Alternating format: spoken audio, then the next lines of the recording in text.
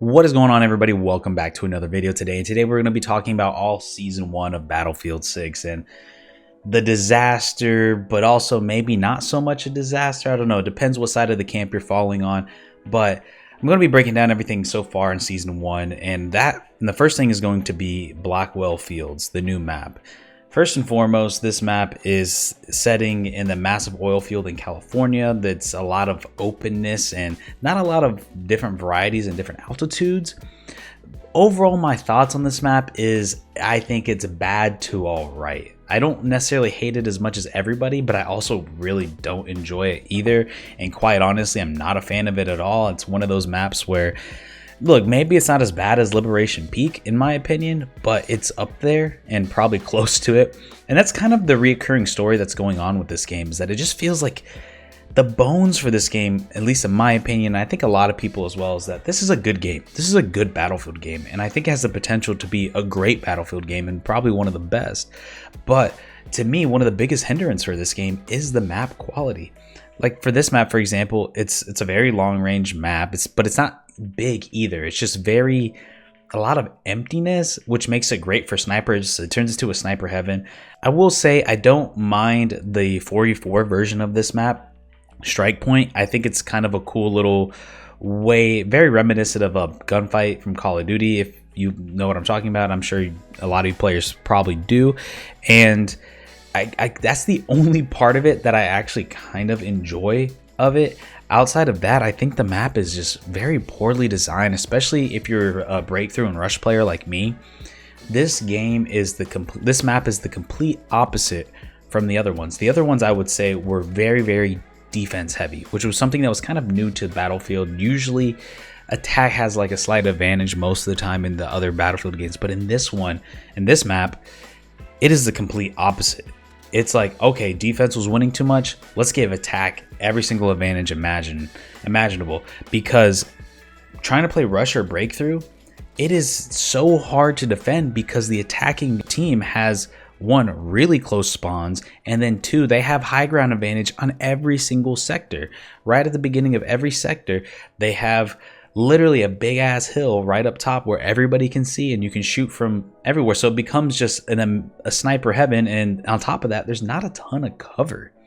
So it just makes it super hard to really defend from this map because you can't really position yourself or position your teammates or your squad in a way to hold back anybody, because there's really just no cover without giving the attacking side a lot more space to roam and get close and use jeeps or whatever it might be. So, and then on top of that, visually, it is just a very bland map. It's just brown everywhere. There's not much to it, not a lot of buildings. It's just kind of some sandbags. There's a tower on one. And I can't speak too much to Conquest, but from what I've understood and the little bit I've played of Conquest, I haven't really enjoyed it. And quite honestly, I've never been a huge Conquest guy to begin with, but I really don't like Conquest in this game. I just don't like playing it in this game. I really don't enjoy it. The only time I'd rather play Escalation instead of Conquest if I want to get the vehicle combat in. But overall, yeah, I think this is a little bit of a disappointment of a map. I hope that the next one coming in, I think it's called like California or something like that. It takes place in what looks like the golf course version of Red Seg.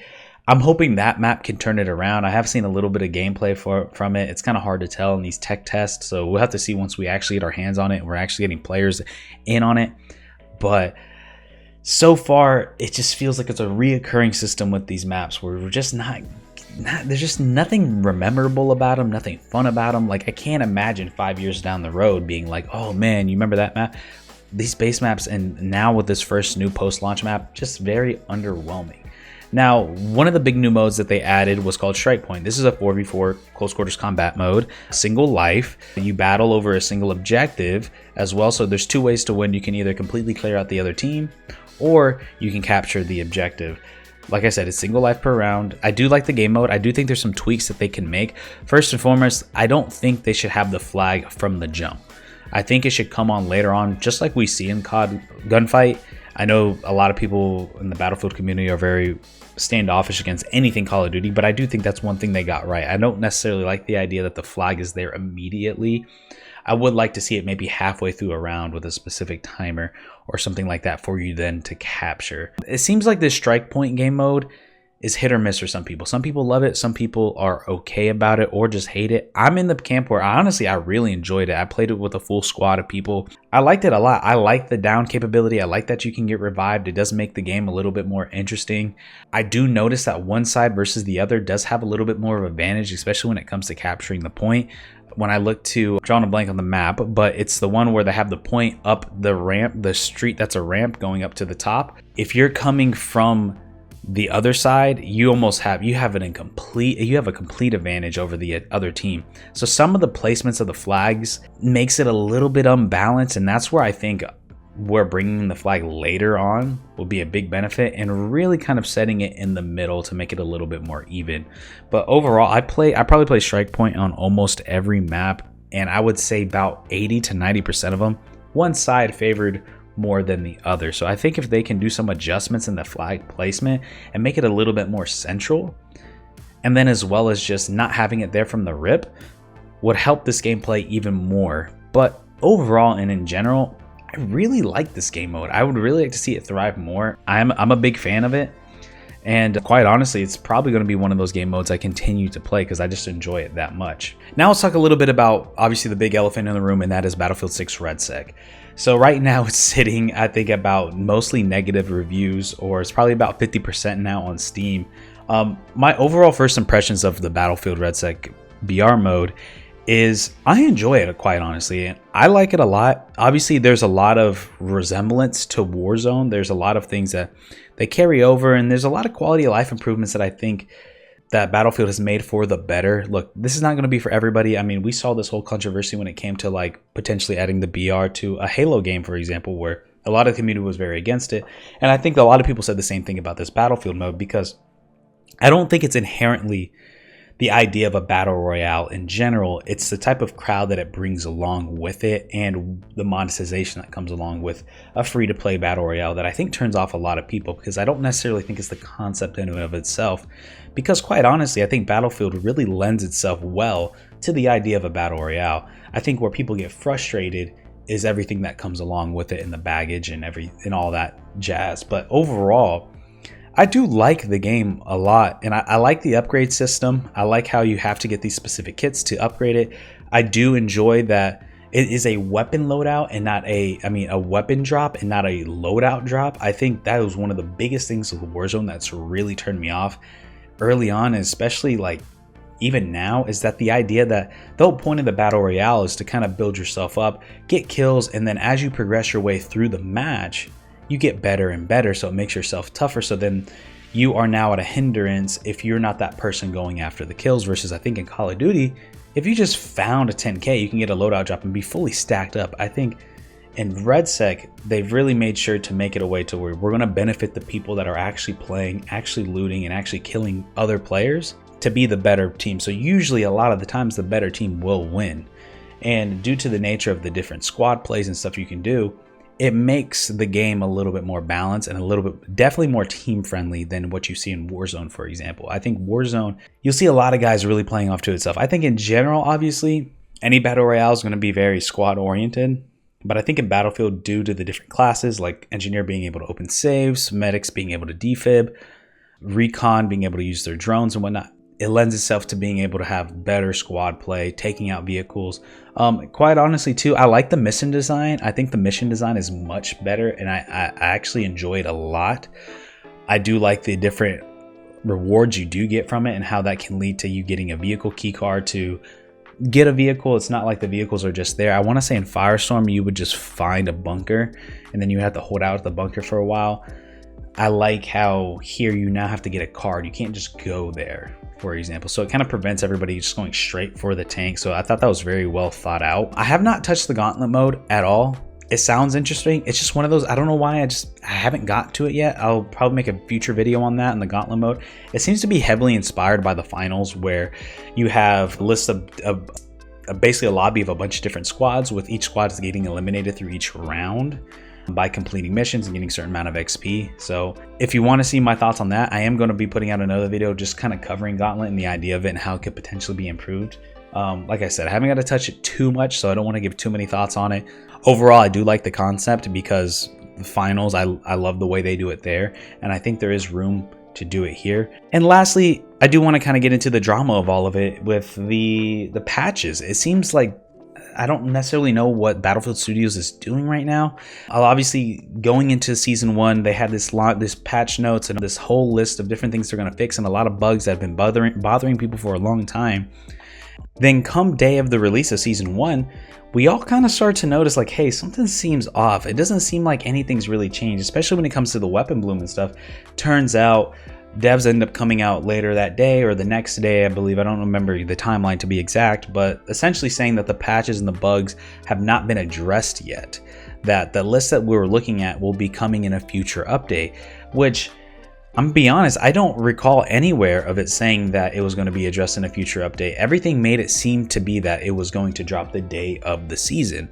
So it seems to be, maybe they found something. There seems to be a little bit of lack of communication that's going on there, because I feel like in a way they're trying to gaslight us into thinking that it was always supposed to become addressed in a future update. And maybe it was, and maybe this was on the communication team's part and not really specifying this in social media posts or blog posts or any of the places where they update their news. So that was a little disappointing to see. I really hope part 2 of this season can really revitalize a lot of the things that we have issues with. I mean, obviously one of the big ones I think is the challenges in general, them being just kind of out of range, out of reach for a lot of people because they're just like too complicated and too difficult to get. Some of them are just completely unrealistic based on the sizes of the maps.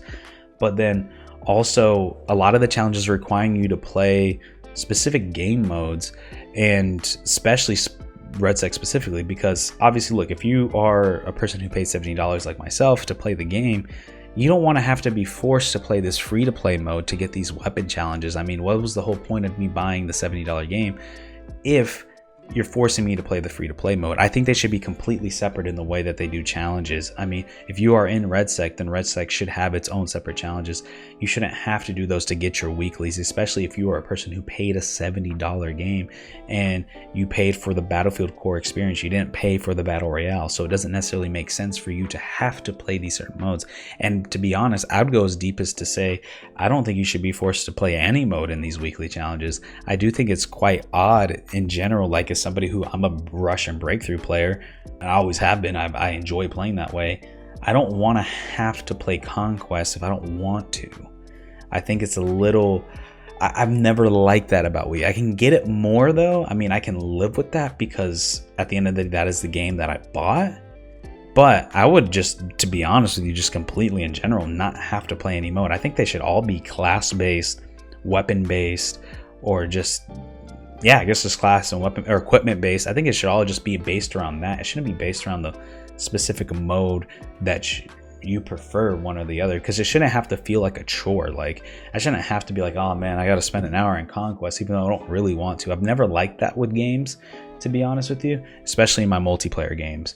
But as we look to the future, I think, look, I do think people on the different platforms like Reddit, Twitter, whatever it might be, I do think there's a little bit of overreaction. I do think people are freaking out a little bit too much, and there's so many people just very resistant to certain ideas like the Battle Royale, and just, it's hard to tell how many people just don't like the Battle Royale because it is a Battle Royale, or how many people have critiques about the Battle Royale itself and not just completely writing it off, or not writing it off, but completely saying it's trash or review bombing just because of the idea that it's there. And that is what I kind of don't like. It's like, because now you're being disingenuous about the actual quality of the mode instead of like, look, at the end of the day, you don't have to play it, so then don't play it. Now, I do agree with the challenge thing. Yeah, you should not be forced to have to play these to place these certain things to get this challenge.